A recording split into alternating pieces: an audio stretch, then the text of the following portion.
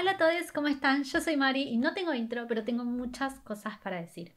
Como por ejemplo que si es la primera vez que ves uno de mis videos, bienvenido. O si volviste después de haber visto alguno de mis otros videos, bienvenido. Me alegra muchísimo que hayas regresado. La semana pasada les traje la historia de Juan Harjalich, también conocido como el griego, que fue un asesino bastante peculiar. Y esta semana les traigo la historia de Alma Clotilde Gran Pérez, también conocida como la bruja Cleo, que fue la primera, o en realidad es la primera asesina en serie hondureña. Pero antes de empezar, como siempre, la aclaración de que este caso toca temas bastante sensibles como son, por ejemplo, la corrupción de menores, el abuso sexual, enfermedades mentales y el canibalismo. Que cómo estamos con el canibalismo en este canal está tremendo, pero bueno, nada, recomiendo ver a discreción, como siempre. Alma Clotilde Gran Pérez nació en el año 1963 en La Bahía, en Honduras. Ella nació en el seno de una familia muy humilde y muy excluida socialmente. Clotilde nació y creció en un ambiente marcado firmemente por diversos tipos de abuso y violencias impartidas por el padre de Clotilde hacia ella, su madre y sus otros 6 hermanos. Clotilde era la hija mayor de esos 7 hijos y cuando ella tiene 7 años su mamá decide escapar de ese ambiente tipo tan lleno de violencia y deja a todos sus hijos con el padre. Es por esto que Clotilde a esa edad ya tiene que empezar a hacerse cargo de sus hermanitos menores. Al ya no estar más la madre en la casa de Clotilde, el padre toma a Clotilde como el nuevo blanco de sus abusos físicos, emocionales y sexuales. Y empieza a ejercer estos abusos de forma sistemática en Clotilde. Cuando Clotilde tiene 11 años conoce a un chico y se enamora de él. No se sabe muy bien la edad del chico. Yo no creo que ese chico haya tenido 11 años tampoco. Esperemos que sí, pero lo dudo, porque cuando ella cumple 12 años, el día de su cumpleaños, se encuentra con este chico medio a escondidas y mantienen relaciones sexuales. Cuando termina el acto sexual, por así decir, Clotilde entra medio como en pánico porque siente que si su padre se entera de que había mantenido relaciones sexuales con este chico iba a como aplicar un correctivo y ella ya conocía cómo eran los correctivos del padre. Es por esto que en el pánico del momento decide asesinar a este joven. Que a ver, yo tengo sentimientos encontrados con esto porque ¿por qué una niña de 12 años está manteniendo relaciones sexuales? Ponele que el chico tenía 12 años, suponete.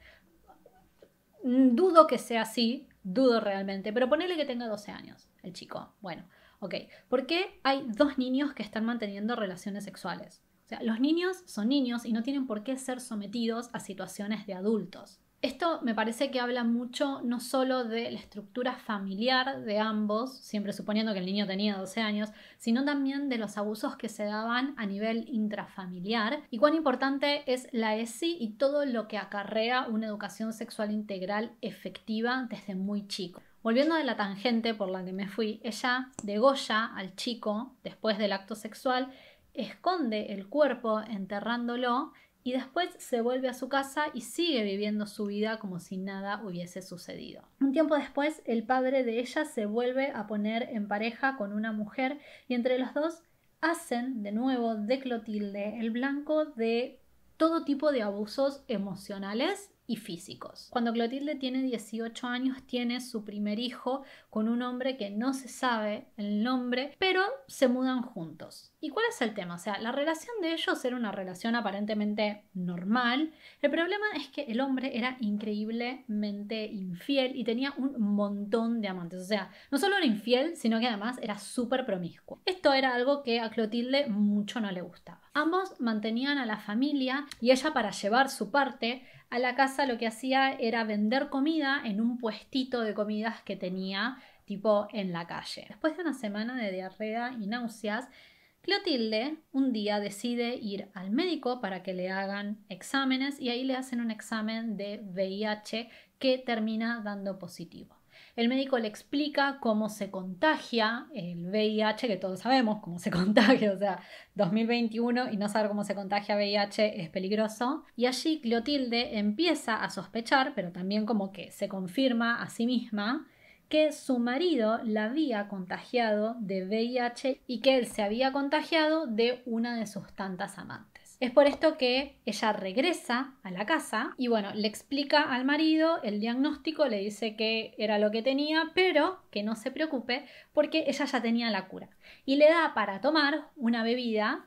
El marido se la toma. ¿Y cuál es el tema? La bebida, ese tónico que le habían dado para curar el VIH, no era más que jugo de manzana con veneno para ratas. El marido obviamente muere y creo que muy pocas personas toman tanto veneno para rata, tanto raticida y viven para contarlo. Pero bueno, él muere y ella a continuación lo descuartiza, cocina su carne y la vende en su puesto callejero, haciéndola pasar por comida, básicamente. De ahí en adelante, Clotilde empieza a desarrollar una especie de misandría muy fuerte, mucho odio, rechazo y aversión hacia los hombres. Y yo en un punto, si bien no comparto la misandría, sí entiendo que ella, por su historia y por todos los abusos que sufrió por parte de diferentes hombres, ella pueda llegar a sentir algún tipo de resentimiento y de rechazo hacia los hombres en sí. Pero eso igualmente más adelante lo vamos a retomar. Entre 1982, que es cuando ella asesina a su esposo, y 1998, en un momento de ese lapso, por así decir, de tiempo, ella visita Belice y se inicia en la brujería en un ritual que cuenta que constaba de, una orgía que conllevaba sexo, sangre y drogas, ¿no? Y a partir de ese viaje ella empieza a tomar la brujería como si fuese como si fuese una changuita que hacía. Su trabajo principal era vender comida en la calle, mientras que la brujería era algo que le daba un ingreso extra. En 1998 Clotilde se muda a Tegucigalpa y empieza a dedicarse de lleno a la brujería. Ella atendía en un pueblo que estaba a 1 hora y media aproximadamente de distancia, que se llama El Porvenir. En El Porvenir se concentraban la gran mayoría de sus clientes, que entre ellos iban a hacerse limpiezas, a hacer amarres, porque era uno de los servicios que ella ofrecía, y también tenía gente que eran como revendedores que vendían los preparados que ella hacía, que los preparados eran medio como para complementar los rituales que ella realizaba. Una mañana de 1998 se acerca a el salón, al estudio, por así decir, de Clotilde, un hombre que iba para hacerse una limpia de energía. Ella, cuando empieza a hacer el servicio, desnuda al cliente, porque era parte del servicio, ¿no? Desnudarlo al cliente para hacer la limpia, y cuando lo está desnudando se da cuenta de que el hombre llevaba consigo un fajo de lempiras hondureñas que equivalían, en ese entonces, hoy sería más, equivalían a $2.000. Clotilde empieza con el ritual y cuando está en pleno ritual lo apuñala por la espalda con un puñal bastante grande, atravesando uno de los pulmones y el corazón. El cliente aparentemente muere al instante y ella le roba el dinero y le extrae el hígado y parte de la carne del cuerpo, la cocina y decide venderla a otros clientes, tipo como venderla como comida, básicamente. A continuación toma el cuerpo y lo descarta en un valle donde había como un arroyo, básicamente en una quebrada, una cosa así. Como el hombre no llegaba a su casa, la familia se preocupa. Entonces hace la denuncia a la policía y en la declaración que le toman al hijo del hombre, que aparentemente era un niño, él le cuenta que el padre le había dicho que iba a ver a la bruja Cleo para hacerse una limpieza de energía. La policía va a lo de Clotilde a interrogarla y le preguntan, o sea, cuando llegan le preguntan si el hombre había estado ahí. Ella le dice que sí, que había estado, que ella había hecho la limpia y que él se había ido. Ellos no indagan muchísimo más, lo cual la verdad demuestra la calidad del trabajo que hacía la policía en ese momento, claramente. Se van de ahí y Cleotilde sigue sigue viviendo su vida lo más normal. La segunda víctima de Cleo llega un par de días después, un hombre que va a hacerse una limpia con ella y ella en pleno ritual le dice que había tenido una visión, que tenían que jugarle a la lotería con un número determinado y que él iba a ganar. Él, cuando sale del lugar, va a la lotería, juega y gana el primer premio. Ante esto, el hombre regresa a lo de Cleo después de haber ganado y cobrado. Él regresa para agradecerle por haberle pasado esa información y le da una propina de aproximadamente unos $20 en lempiras hondureñas. Cleo le agradece, pero en realidad como que no estaba muy contenta porque ella decía que le había ganado un montón para darle esa miseria en propinas. Entonces, antes de que el hombre se vaya, le dice que lo notaba como medio, como con la energía media extraña, que por qué no se quedaba y ella le hacía una limpieza para limpiar esa energía y para sanarlo, que corría por parte de ella. Él le dice que bueno, que genial, que lo hagan. Se sienta y cuando se sienta ella lo inyecta con algo. Esa inyección era aparentemente parte del ritual en sí. Pero en realidad lo que tenía la inyección era ácido de batería. El hombre empieza a sentirse bastante mal y le dice que qué le puso, que lo estaba envenenando, que lo estaba matando, y ella le dice que sí, que le había puesto ácido de batería. Pero el problema de esto es que el ácido no estaba haciendo una reacción muy rápida y Cleo, ya quería quedarse con todo el dinero. Es por eso que lo apuñala en el estómago con un tenedor. Apuñala a alguien con un tenedor y lo apuñala tantas veces hasta que se asegura de que él había dejado de respirar. Cuando termina de asesinarlo a este hombre, como todo el cuerpo estaba bastante deteriorado por el ácido de batería, ella no podía hacer comida con eso, entonces decide enterrarlo debajo de su casa. Y escribe una carta por las dudas por si volvía la policía por si lo denunciaban como desaparecido y la policía volvía. Efectivamente, la familia del hombre lo denuncia como que estaba desaparecido y la familia le cuenta que él había ido a lo de la bruja Cleo a agradecerle por el dato de jugarle a determinado número, que él se había ganado la lotería con ese número. A la policía esto ya le parecía como un toque raro, por lo que van a lo de Cleotilde y ahí Cleotilde le dice que sí, que él había ido, pero que en realidad había ido porque después se iba a escapar hacia el norte del país con su amante y que había dejado una carta para la familia, básicamente, en donde decía que se iba con su amante, que esto y que lo otro, bla bla bla. Se la da a la policía y la policía se la lleva y hace un análisis grafológico para comparar las letras de la víctima y la de la carta que le había dado Cleotilde.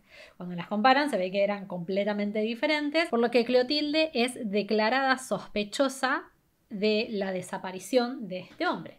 Pero ¿cuál es el tema? Cuando la policía la fue a buscar, Cleotilde ya se había tomado el palo, ya se había escapado. Porque se había fugado hacia un pueblito llamado Amapala, que queda también en Honduras. Allí ella abre su estudio donde practicaba brujería y tiene varios clientes. Uno de ellos es una mujer que va a atenderse con Cleotilde porque sospechaba que al marido le habían hecho un amarre y el marido se iba a tomar el palo con la amante que le había hecho el amarre. Una negación la señora.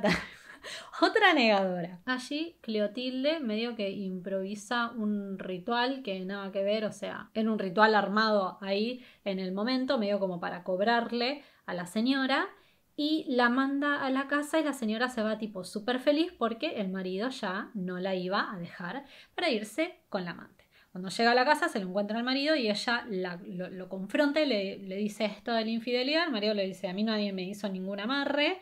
Ahí como que hay una situación de violencia de género y como que le dice que porque había ido con una bruja, que iban a ir los dos juntos a reclamarle a Cleotilde que le devuelvan el dinero. Cuando llegan al estudio de Cleotilde, el hombre le reclama el dinero y Cleotilde le dice que no, porque ella ya había hecho su parte del trabajo, que era hacerla limpia. Ahora, si él no quería admitir que tenía un amante, era problema de él. A lo cual el hombre se pone muy violento y empieza a agredirla verbalmente a Cleotilde. Eso a Clotilde no le gusta en absoluto. Agarra un machete y le da 3 machetazos. Yo asumo que lo mata porque creo que nadie sobrevive a un ataque de machetazos. Ante esto decide volver a escapar y se vuelve a Tegucigalpa. En Tegucigalpa entra en contacto de nuevo con uno de esos revendedores que se llamaba Tiburcio López. Tiburcio era una de estas personas que vendía los preparados que hacía Clotilde. El tema es que en un momento Tiburcio desaparece. Tiburcio no era de Honduras, era de Guatemala. Y la familia de Guatemala hacía muchísimo que no tenía novedades de él. Por lo que hace la denuncia en la policía, piden que se investiguen y la policía sabía que había conexión entre Tiburcio y entre Cleotilde. Entonces, como ellos ya tenían en la mira a Cleotilde y sabían que Cleotilde estaba en Tegucigalpa y estaba esperando que Cleotilde pise el palito, lo que hacen es una policía va a lo de Tiburcio haciéndose pasar por cliente a buscar un preparado de los que hacía Cleotilde. Pero cuando llega a la casa de Tiburcio, ya desde lo que sería, no sé si la calle, pero sí el jardín, se olía un olor a descomposición increíble, el famoso olor a muerto. Entran al jardín y encuentran el cuerpo de un hombre abajo de un árbol de banano que estaba descomponiéndose y le faltaban partes del cuerpo. El hombre aparentemente estaba desnudo. Este hombre no era Tiburcio. Ellos se acercan a la parrilla, sería,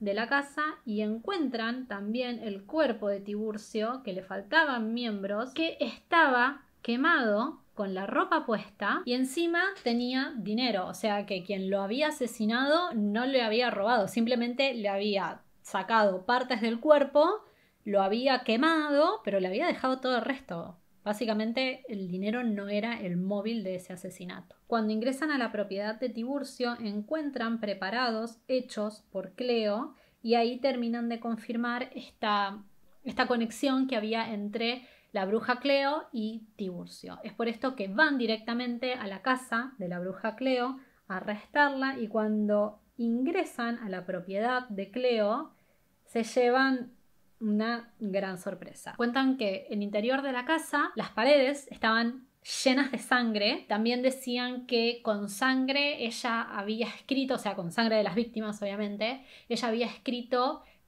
palabras invocando a Satanás y a la muerte, o sea, Reggie, la chabona, y que cuando trataron de arrestarla, ella se resistió y empezó a actuar como si estuviese, no sé, como endemoniada. El hombre que habían encontrado muerto abajo del banano se llamaba José Cabreras y no se sabe realmente la relación que había entre José Cabreras, Cleotilde y Tiburcio. Lo que sí se sabe es que el modus operandi de Cleotilde era atraer víctimas a través de promesa de trabajo de brujería o trabajo sexual y ahí los asesinaba y los desmembraba, con el cuerpo realizaba rituales satánicos, por así decir, y cocinaba lo que ella podía rescatar, ofrecía esa carne como si fuese carne de una, no sé, como de una vaca, ponele, o de pollo, se la ofrecía a otros clientes que iban a, no sé, a buscar servicios de brujería o también servicios de trabajo sexual que no terminaban siendo asesinados por ella, se los ofrecía como si fuesen almuerzo o como si fuesen cenas y después enterraba lo que quedaba del cuerpo de su víctima. Y que el perfil de su víctima eran hombres mayores porque hay cierta como relación entre la figura paterna de Cleotilde que tanto dolor le provocó a ella y medio como esta venganza de estar, no sé, de alguna forma vengando todo ese dolor, asesinando personas cuyo perfil encajaba justo con el tipo de persona que a ella le había hecho tanto daño desde un principio. Se cree que el conteo de víctimas de Alma Cleotilde Gran Pérez fue de más de 18 hombres, pero tenemos confirmados 7, que son la primera víctima fue el chico con el que ella mantuvo relaciones sexuales a los 12 años, La segunda víctima, su expareja o exmarido, el padre de su hijo. La tercera fue el que fue a hacerse la limpia y lo cagó matando, el de los $2000. El cuarto fue el de la lotería. El quinto fue el de los machetazos, sexto fue Cabreras y séptimo fue López. Sin embargo, a ella se la juzgó por el asesinato de 3 de ellos, nada más, que fueron López, Cabreras y el hombre de la lotería. En 1998 se realizó el juicio y fue declarada culpable del homicidio de estos 3 hombres y condenada a 70 años de prisión en la Penitenciaría Nacional Femenina de Adaptación Social. Pero esto igualmente en un toquecito lo vamos a ver de nuevo porque tiene un apartado aparte, por así decir. Cuando ingresó en la prisión, Clotilde se recluyó absolutamente, no se trató con nadie y hasta pidió si no le podían dar un pabellón para ella sola para poder realizar sus trabajos de brujería tranquila. Esto obviamente se le fue denegado y sí tiene una celda para ella sola porque Clotilde es considerada un peligro para otras personas. Actualmente vive muy sola en la cárcel, no sociabiliza con nadie y lo que sí se sabe es que las otras internas y el servicio penitenciario se burla de ella porque Clotilde sufre de delirios de persecución. Como les comenté, Clotilde es considerada un peligro para el resto. Esto es porque, bueno, más allá de lo que hizo, una vez en un taller de costura atacó a un guardiacárcel con una tijera y trató de, tipo, lastimarlo y atacarlo. Es por esto que Clotilde no tiene permitido relacionarse con otros internos ni con el personal de la cárcel tampoco. Actualmente Clotilde, bueno, profesa la fe cristiana, se convirtió al cristianismo y se pasea por la cárcel medio como impartiendo la palabra del Señor. Sin embargo, ella continúa haciendo brujería y se denomina como la doncella de Satanás. Y lo que dice es que Satanás todos los días le sigue pidiendo que mate gente en nombre de él. De la condena de 70 años que le dieron a Clotilde, ella ya lleva cumplida 23. ¿Cuál es el tema? Que en Honduras la pena máxima de reclusión que puede tener una persona es de 30 años. Así como en Argentina la cadena perpetua es de 50 años, en Honduras la pena máxima son de 30 años. Lo que significa que si se sigue las de la ley, ella en 7 años aproximadamente va a poder recobrar su libertad.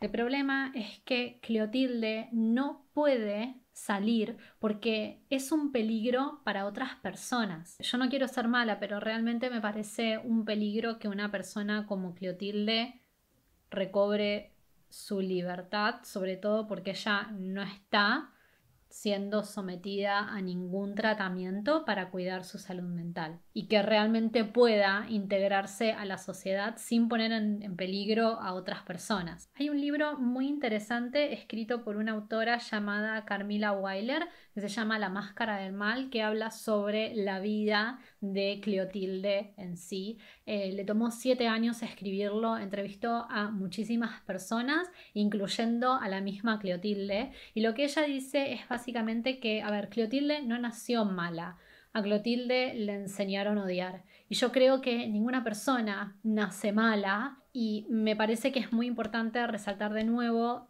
cuán importante, cuán vital es no solo la salud mental, porque en este momento Clotilde está tipo tirada en una celda, practicando brujerías, impartiendo la palabra del Señor, viviendo en un delirio constante, siendo discriminada no solo por el sistema, sino que también por sus compañeras de la cárcel, sino que además no está bajo tratamiento, no hay ningún profesional que esté siguiendo su caso, está como librada a su suerte. Y a ver, el estado mental de Clotilde no es algo reciente en el momento en el que ella mató a su marido o empezó a cocinar gente, es algo que se viene arrastrando desde su niñez, que tiene muchísimo que ver con el abuso y con la maldad a la que ella fue sometida por su padre, por la pareja de su padre, por su madre que la abandonó.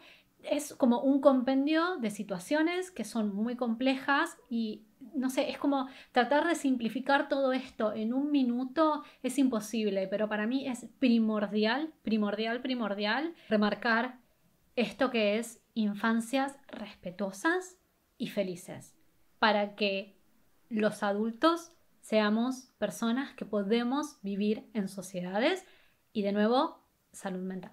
Bueno, hasta acá llegamos con el video de esta semana. Este es el resultado final. Me siento como medio Slytherin, como que verde ahí. En la vida real está como más verde. Por ahí, acá lo estoy viendo, está como más desaturado. Nada, espero que les guste. Espero que este caso les haya parecido interesante, si no lo conocían.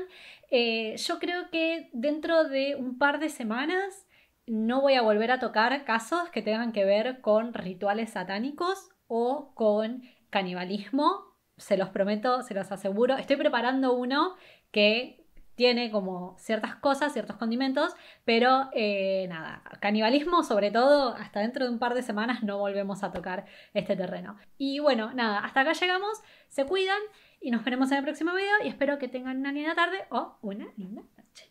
Bye.